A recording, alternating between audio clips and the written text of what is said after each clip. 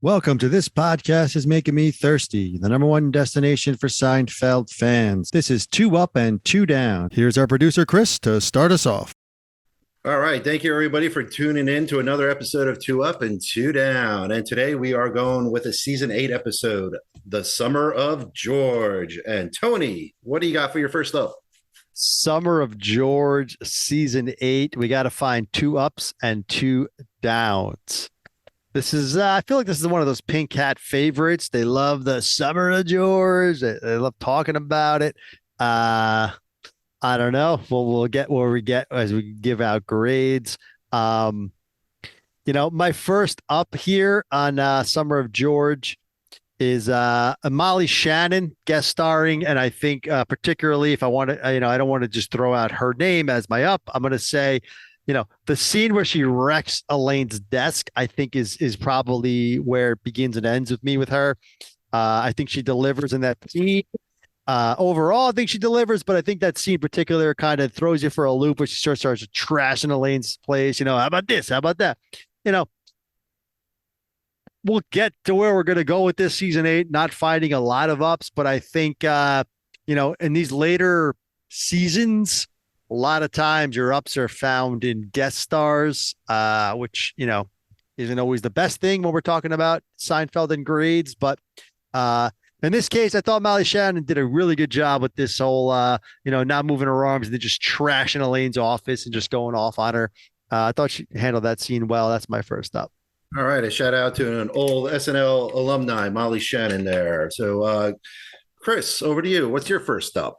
I had that up as well. Bergen Schaefer, again, this is the final episode of season 8. Okay. 30 million people watched it. Molly Shannon, big SNL star, the whole thing. And the crazy thing is I have a decent amount of ups, but they're just little dashes of ups. Okay.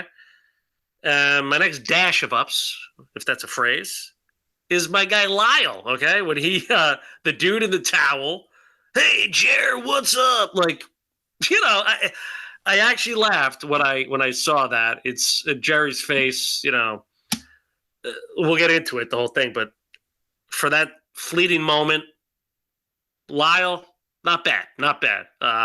Towel guy, we'll give him a first thumbs up.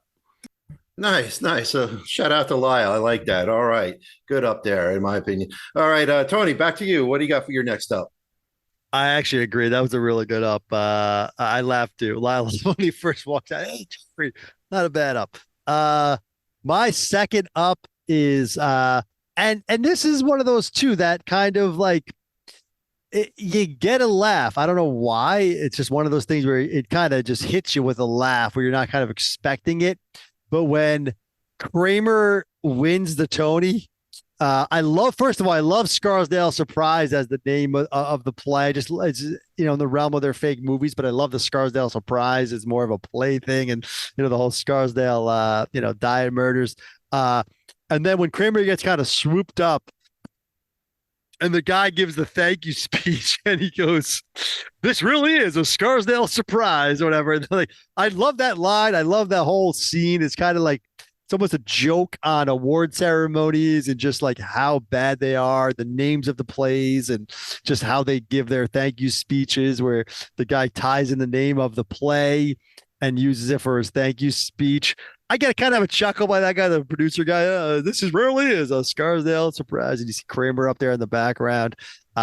Listen, where we find it ups in this episode, that's where I'm finding it. That's my second up. All right, Tony. Yeah, good one. And Chris, back to you. What do you got for your next up? Yeah, I was going to do an extension of that, but I won't. I do like the line when Kramer tells Jerry, they whisked us backstage. The media is swarming, champagne's flowing. So great to win, like only Kramer, right? But I won't use that one because it's kind of an extension of the acceptance speech. So again, just what I'm going to do? It was great to see Dr. Wexler, friend of the show. Glad to see him come back. I mean, there's guest stars you love, and then when you get to know them, like on a program like this, it makes it even more rewarding when you watch it again. But it was good to see Wexler. Again, circumstances I didn't like, and we'll get into that. for a number of reasons on those later years. But always fun to see Dr. Wexler. Great character, always delivers, even in kind of short, punchy ways. But for me, Wexler. Yeah, definitely a good mention there. Victor Rader Wexler as a guest star there. All right, Tony, now we're going to do the downs. What's your first one? Yep. First down for the Summer of George is the opening scene. Starts the whole thing off and starts it off poorly. I mean, I think I watched this live, and I think I remember like turning it off. Right. The opening scene of this episode is really, as Chris mentioned, this is that like last episode of season 8. We've already gotten through kind of a bad season, a down season. We've wanted to like it early, and we started seeing what we were seeing, and probably started to tune out and just not liking it. When I say we, those of us that are not fond of these later years, this is why. And then it ends with this episode and sort of starts the foreshadowing of the next one. And I hate the beginning of this episode. I hate, in particular, at the end of the first scene, as bad as the first scene is, okay? As bad as the whole George, I'm going to live, I'm going to read a book from beginning to end, and their conversation, as bad as it is, the fly at the end, when George starts swatting that fly, that is the death of George Costanza. If it hadn't died earlier, that's the nail in the coffin that breaks the camel's back. George running around, flies. It's it. I'm done. If you harken back to earlier Seinfeld episodes, and I don't have it on top of my head, I didn't write it down, but there is an earlier episode where George swallows the fly. What do I do? What do I do? I swallow the fly. Probably season 2, season 3. Fine. Kind of funny. You got to bring that back into this season 8 where George proclaims the Summer of George and then starts swatting a fly and yelling. That is just R.I.P. George Costanza in my book, and that's my first down. All right. Well, I think it was a B, but I digress. Anyway, Chris, let me go right to you. Any comments, or what do you got for another down? Yeah, first down. Well, great down there. I mean, that was my first one. Obviously, that thing went on way too long. The funny thing is, the first like 15 seconds weren't awful. Talking about the Yankees, and then all of a sudden, longest cold open. Yeah, the book, Frolf. I know Pink Hat fans love Frolf, but give me a break. Yeah, it was brutal. I mean, at least Amanda Peet was in that scene, so we had something. Okay. What I'm going to kind of piggyback on this is that George just keeps calling Jerry, and the whole fridge bit. I know you probably have Tony. I mean, relationship intern, really? Like, what are we doing, George? What? I mean, you said it all. Like, that was the beginning, the end, the fly, and then relationship intern, George helping Jerry on a date. Oh, we're blue. She likes, like, what are we doing here? What are we doing? So George, not George in general, but specifically calling Jerry just a bad George, and him being a relationship intern bothered me to the nth degree. So first down. All right. And Tony, over to you. What's your second down?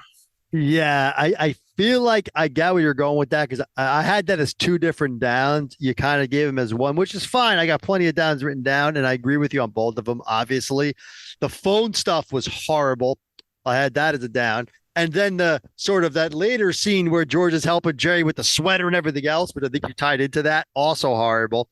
Both of them pathetic. I agree. I'm not even going to go there. I'll give you both of those, and I'll just piggyback off it. My second down, because I have a few. The Raquel Welch. I mean, just giving her the same thing as Molly Shannon and thinking that we're all just going to jump on board with that. I think it's funny because it's all tied together. It didn't work, man. It just didn't work. Just when she comes down the street and starts yelling at Elaine, well, you got a problem? I don't want.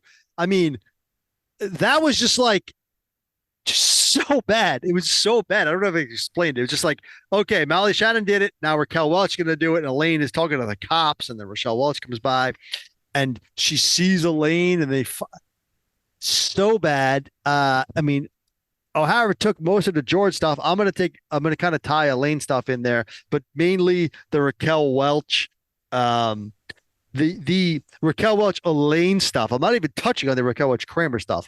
I'm just gonna say the Raquel Welch Elaine stuff on the street, on the sidewalk, getting into that fight, and the fact that she was, I don't move my arms when I dance. That's my move.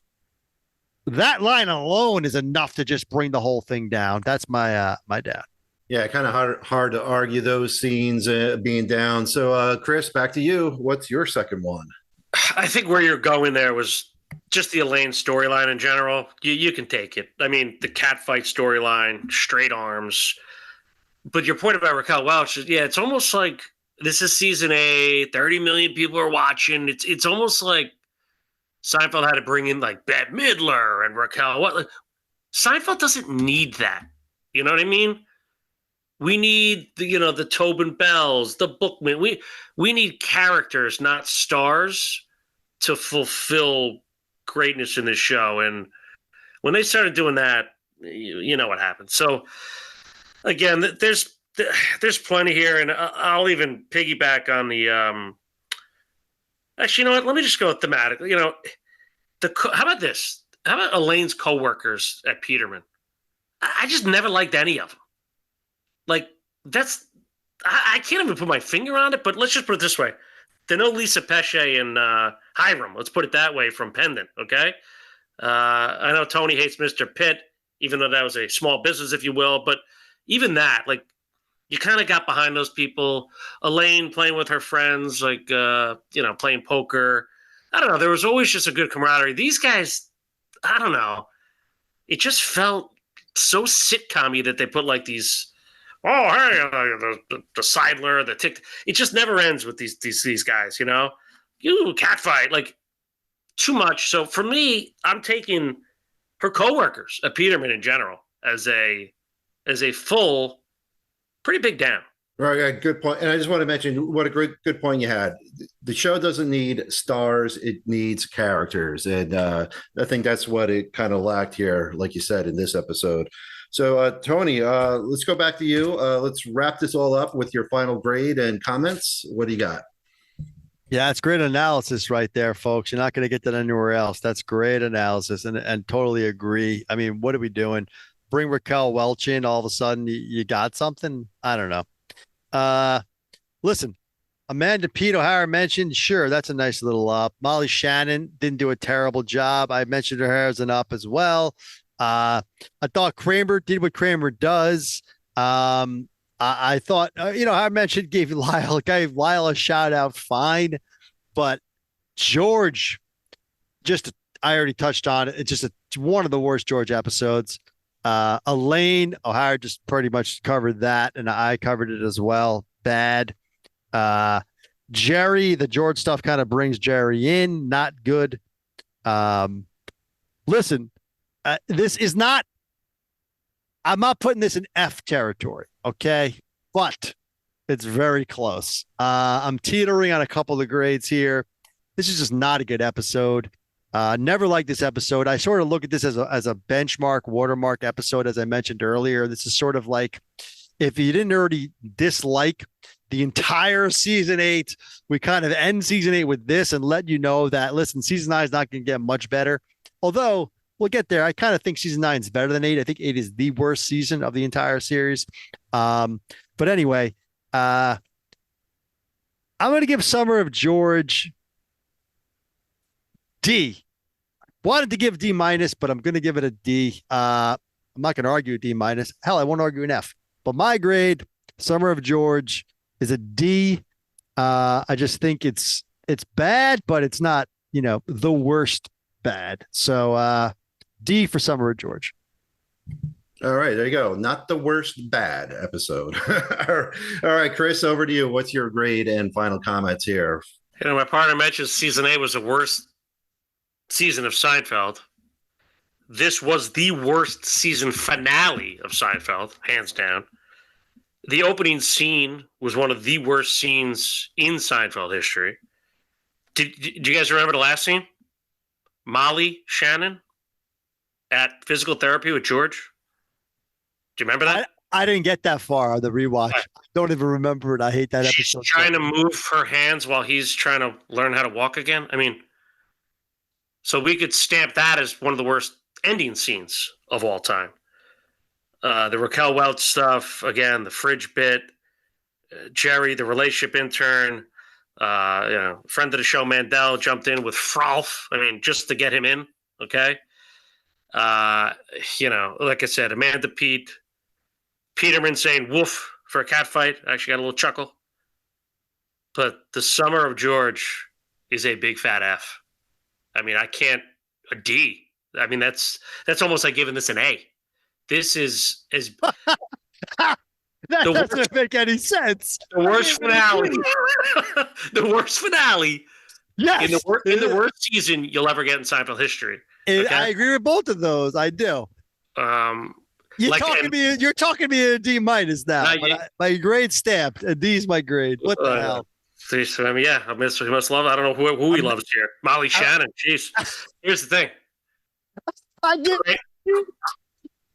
Kramer had some good, but like I said, when George and Elaine are this bad, they can sink that ship. F for the summer of George. All right, folks, that wraps up the summer of George being a F and a D. So there you have it. Thank you, guys, and we appreciate everybody tuning in for your analysis, and we'll see everybody at the next episode. Thanks.